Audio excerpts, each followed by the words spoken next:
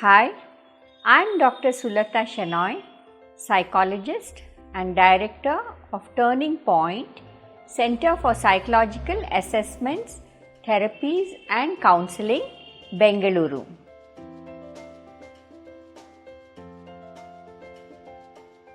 Nowadays, with the growing and increasing number of homosexual adults who are coming out in the open, and also the legal and social support that they are getting, have created a doubt in the minds of parents as to whether these symptoms, are there any indicators in childhood itself, in which case what is it that they can do.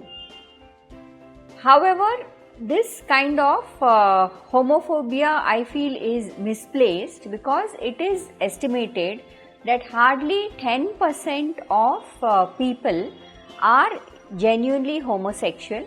The others may have gender identity disorder, and the others may be simply unable to decide between their sexual orientation until adulthood, which is also a common thing that we observe psychologically and physiologically.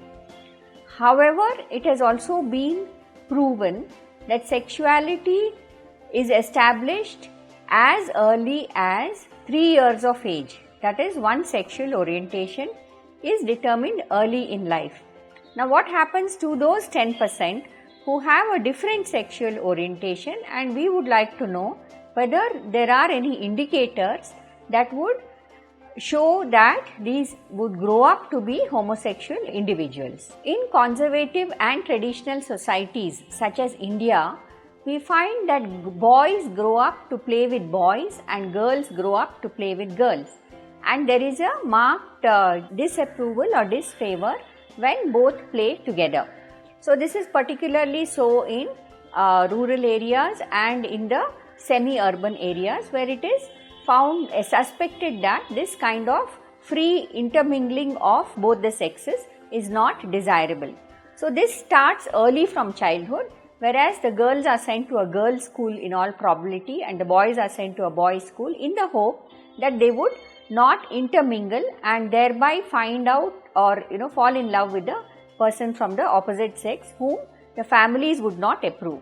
So, there is a strong favor of boys playing with boys and girls playing with girls, which is not to confuse them with developing this as their sexual preference or sexual orientation. Rather, I would say that sometimes it is a lack of opportunity for boys to play with girls and girls to play with boys, and sometimes, as I have earlier said, it could be suspected familial or societal pressures not to intermingle so freely. However, these barriers are slowly breaking down, and we find that more boys and girls are playing together, which should, I think, be the natural way for all children to grow up, rather than straitjacket them in their own genders only, to play with their own genders only.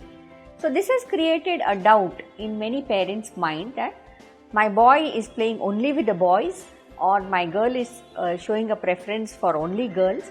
So, is this a precursor to their homosexual orientation? So, I would like to say that one needs to have a balanced view. Yes, we cannot foresee, or as we cannot predict, or as we cannot influence one's sexual orientation.